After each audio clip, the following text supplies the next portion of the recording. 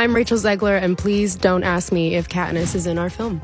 She's not. It takes place 64 years in the past. You're gonna miss her when she's gone, both in a literal sense. Rachel Zegler has gotten massive criticism ever since she started talking about her Snow White role. Fans were furious seeing Rachel act so entitled and rude about scoring such a role, which is why it's no surprise that her new Hunger Games movie has suffered huge losses because of her. Ever since Rachel Zegler started doing interviews about Snow White, original fans of the movie have been extremely put off by her rudeness and her entitlement, as it sounds like she has no respect for the source material. Not only has she been bashing the original movie's vision of true love and friendship, but she's even taken jobs at her own co-star, saying he might be completely cut from the movie. How she finds love along the way is anybody's guess until 2024. All of Andrew's scenes could get cut. Who knows? It's Hollywood, baby. The way Rachel has explained herself and her views on the movie has been the most problematic thing in the eyes of fans, since it downright seemed disrespectful. What do you mean by that? I just mean that it's no longer 1937, and we absolutely wrote a Snow White that is not going to be saved by the prince. She's not going to be saved by the prince, and she's not going to be dreaming about true love. She's dreaming about becoming the leader she knows she can be. Things only got worse when Rachel revealed that she actually never even watched the original Snow White more than once, and that she was actually terrified of the movie as a kid. I think I watched it once, and then I never picked it up again. Like, I'm being so serious. I watched it once, and then I went on the ride in Disney World, which was called Snow White's Scary Adventures. Doesn't sound like something a little kid would like. Was terrified of it.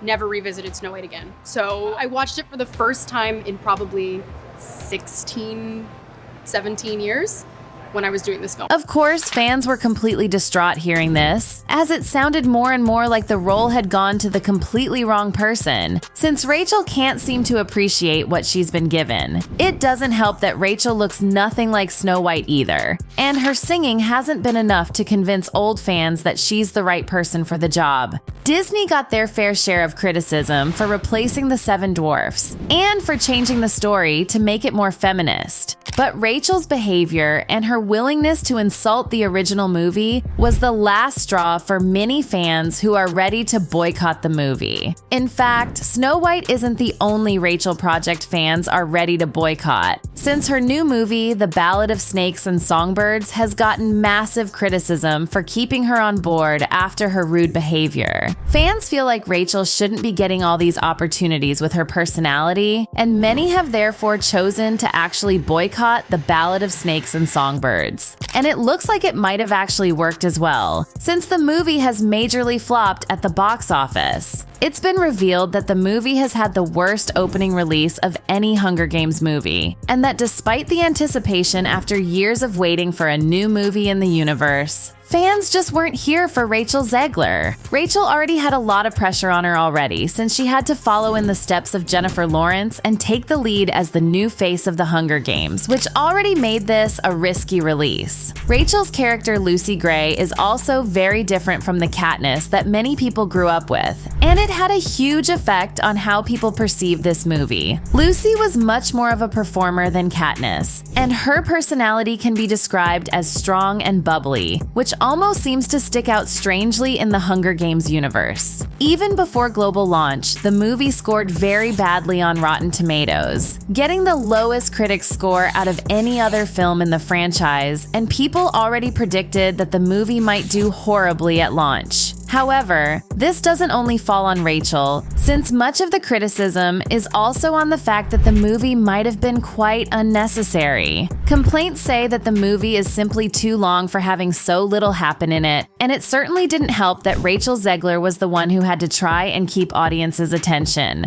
The first two Hunger Games movies are actually certified fresh on Rotten Tomatoes, scoring an impressive 84 and 90%, and even The Hunger Games Mockingjay Part 1 and 2 each scored 70% on the scale. This is why, after all the expectations, it was hugely disappointing to see the 63% score on this new movie. The movie was predicted to only gross about $59 million in its opening weekend, which is a lot lower than the previous movies. However, it's important to note that the budget was only at around $100 million, meaning it's more than likely that the studio will break even on this one, even if they don't scare any huge records. But for comparison, this is still less than half of the earnings from the previous worst debut, which was Mockingjay Part 2, which made $102.7 million in the opening weekend. Things were always going to be a bit harder with this new project since even the book version sold way less than the original Hunger Games trilogy. So Rachel really had massive pressure to make this work, and it seems like the expectations were simply too high for that. Rachel did share a bit of her process in trying to do her best for the movie, and she even revealed where she got her inspiration from the role. She allegedly saw Beauty and the Beast on Broadway,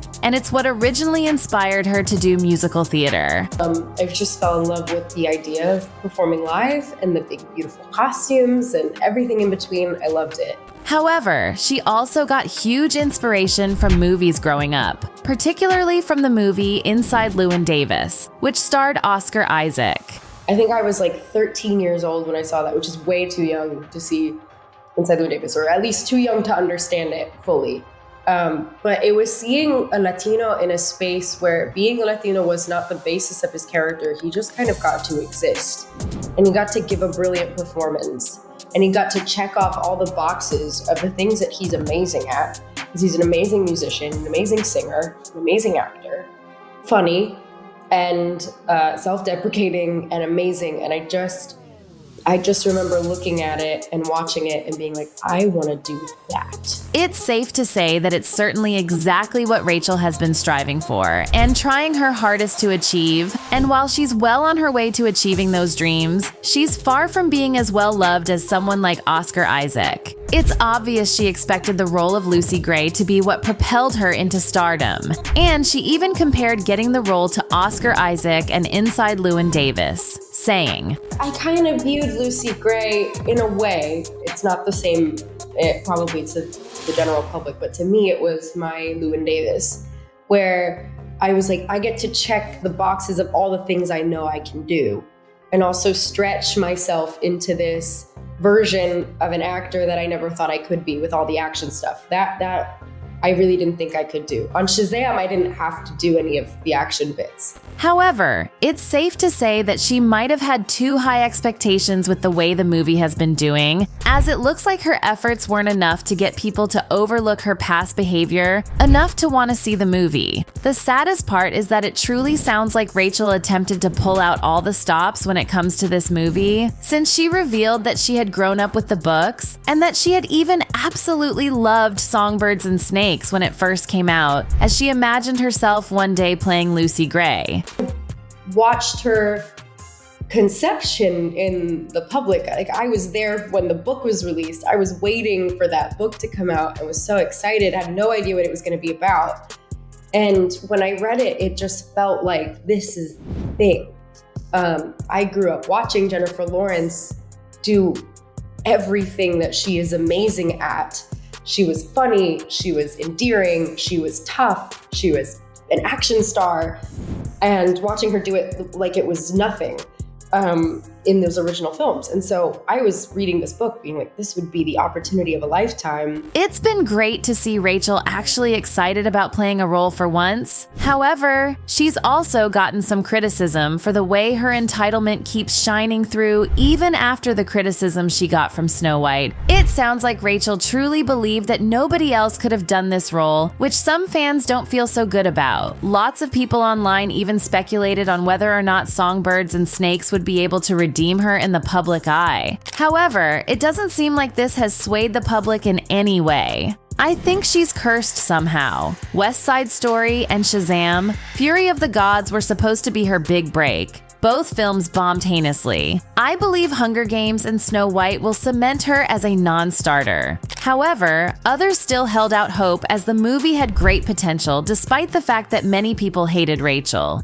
I think the people who have a negative opinion on her, as seen on social media, won't change their mind regardless. If Songbirds and Snakes performs well though, then definitely Snow White will receive a bit more interest from the general populace. But as of now, it doesn't seem like many people have been swayed by the movie, especially since the movie did so badly at the box office. And the people who were on the fence about Rachel definitely don't seem to have been the first to see this movie. Rachel herself hasn't really been doing herself any favors with her interviews regarding the movie. Just like with Snow White, it seems like she lacks the media training to say the right things. In fact, it sounds like Rachel even believes that Lucy was supposed to be more successful than Katniss, played by Jennifer Lawrence, and allegedly did her best to try and make Lucy shine more. I just wanted people to miss her when she was off screen.